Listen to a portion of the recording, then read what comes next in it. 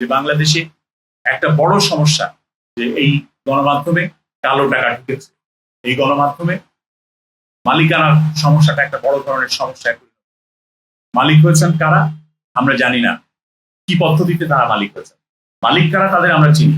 এই কমিশন, যে গণমাধ্যম সংস্কার কমিশন, এটা 18ই নভেম্বর গঠিত হয়েছিল। 18ই নভেম্বর থেকে প্রথমে 90 দিন সময় দেওয়া হয়েছিল, পরে আরো 30 দিন সময় দেওয়া হয়েছিল।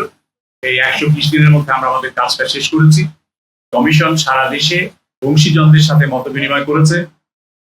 আমরা অংশীজন বলতে মালিক, প্রকাশক, সম্পাদক, সাংবাদিকদের সংগঠনগুলোর প্রতিনিধি এবং বিভিন্ন পেশাজীবী সংগঠনের প্রতিনিধি যারা গণমাধ্যমের স্বার্থ নিয়ে কাজ করেন, তাদের সাথে আমরা আলাপ আলোচনা করেছি, মত বিনিময় সভা করেছি।